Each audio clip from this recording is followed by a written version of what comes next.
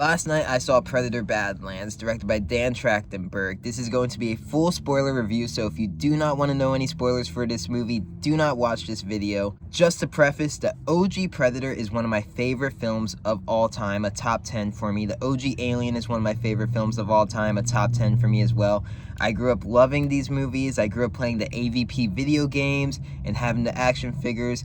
I have liked what Dan Trachtenberg has been doing with the Predator franchise, but I haven't loved it. I do think Prey is a little bit overrated. I think Killer of Killers is a little bit overrated, but I do really love that Dan Trachtenberg is delving into the Predator mythology and the Predator lore and doing unique type of movies rather than just remaking Predator. They're delving into the Yautja lore. You're learning about its rituals, its planet, its homeworld.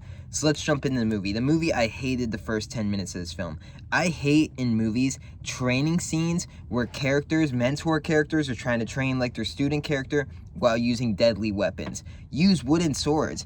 Our main Yautja, Dek, and his brother do like a training scene where his brother is just crazily swinging a sword at him trying to chop his head off, and I'm like, how is this training? If he misses one block, you're gonna behead him. I hate watching stupid shit like that. Use wooden swords. It's just like the dumbest training of all time. Like, are you guys just buffoons? And I also hated that this fight scene went on for so long. I felt like I was watching Anakin and Obi-Wan battling on Mustafar without the 3 movies of build-up to it. A 10-minute long opening CGI action scene. Like, you couldn't have hooked the audience with some dialogue, with some drama, with showing this Predator planet. You had to hook them with a 10-minute opening CGI fest battle scene where a character's training another by trying to kill him. After that training sequence that I hated, we go into an extremely emotional, dark, effed up scene where Dek's father orders him to be killed by his brother, and his brother can't do it. He frees Dek, and the father kills Dek's brother, his own son. And that scene kind of blew my mind because it takes me back to the OG Predator, thinking how ugly and crazy that thing looked. And now we're in a world that I saw a scene with a Predator movie that could have made an audience member cry. The way he showed you the Predator homeworld, as like a lifelong Predator fan, I really loved it. When you watch the OG Predator, you learn so much about the Yautja, and it's very subtle, but you learn so much about the way they are. They're very samurai-like, these creatures. And I love seeing Dek choose what he's going to hunt and what trophy he's going to bring back to impress his clan. And he's going after the Kalisk in this movie, which is the one like unkillable alien that so many Yautja have tried to kill before. So that's the one he's gonna bring back to impress his father and impress his clan. Like so many other sequels that come out to like movies from the 70s and 80s, and they make that movie worse when you watch the sequel. This is one of the very rare sequels that I think makes the original better. I wanted to watch the OG Predator after watching this movie because it makes me think about that Predator and how he was just going to Earth to get his trophy to bring back to impress his clan and say, look, I'm a true warrior. I got the Special Forces skull. And it makes you think when he holds up that spine and he roars with the skull, he's so proud to have accomplished this mission.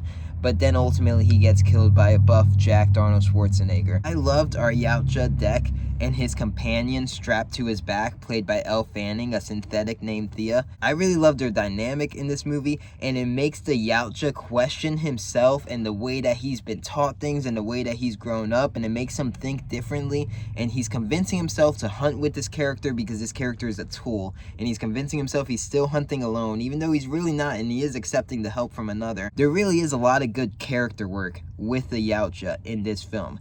Things that I did not like in this film, Dan Trachtenberg felt like he was making a good, dark, dramatic, character-focused film about this character on this journey to kill this beast, to prove to his father that he's a real warrior, to redeem his brother's death. And then there's a fucking CGI blue monkey there to be cute and to make the audience go, aw. And it felt so much like the studio was like, we need a Grogu in this film. The Predator is the Mandalorian. We need a Grogu so we can appease to all audiences, so we can make the little kids go, oh, that thing's cute. I fucking hated that blue monkey. I thought it was annoying. I did not want to be watching a Predator movie that was trying to be all cutesy and funny, and like, it was just like, oh, what am I watching? I hated that character, and there were scenes in this movie that just got too silly, too ridiculous. When a set of fucking legs is running around, you know, fighting a bunch of soldiers. Like, you thought the stormtroopers were bad. All the synthetic soldiers in this movie get taken down by a pair of ladies' legs, like walking, running at them and choking them out. It was extremely stupid for a Predator movie. It didn't feel like it took place in the same universe as the OG Predator and the realism of the OG Predator. Another thing I didn't like about this movie is just too much action. I didn't like the action in this movie. I didn't like how much of it was. I didn't like how long the action scenes lasted.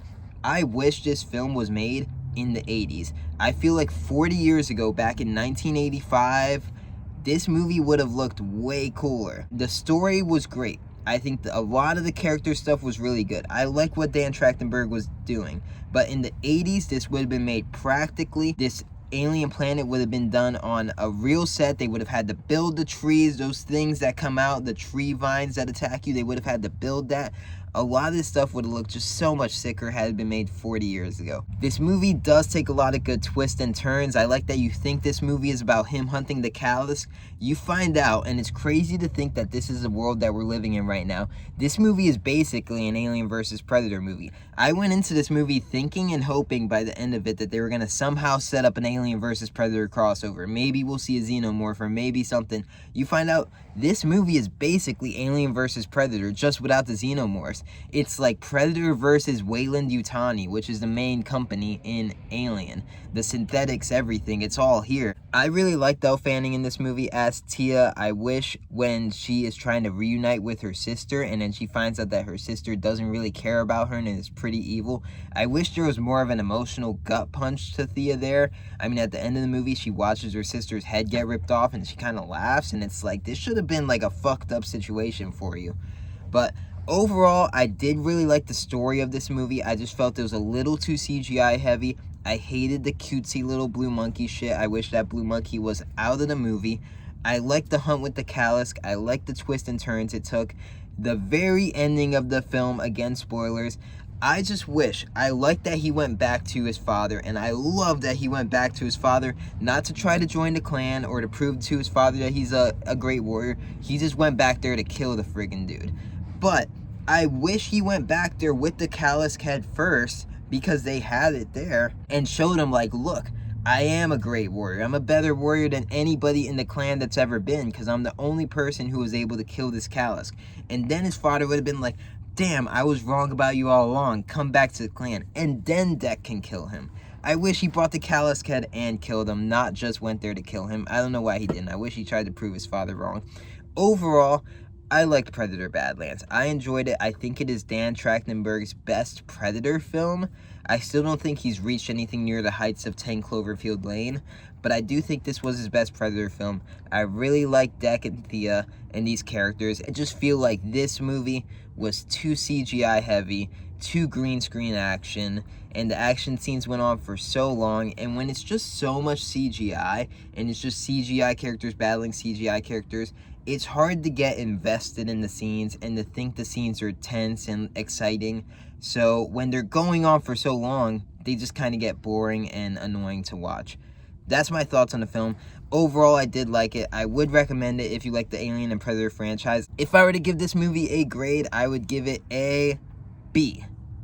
That's my thoughts on Predator Badlands. I can't wait to see if they make an Alien vs. Predator movie, because I really believe with Dan Trachtenberg and Fede Alvarez, if they're going to be at the helm of an Alien vs. Predator movie, I can't imagine a world where they make one worse than what we've had already. It'd be easy for them to make the best Alien vs. Predator movie that we've had so far. Can't wait to see it. Check out Predator Badlands. Let me know what you thought about it. Peace.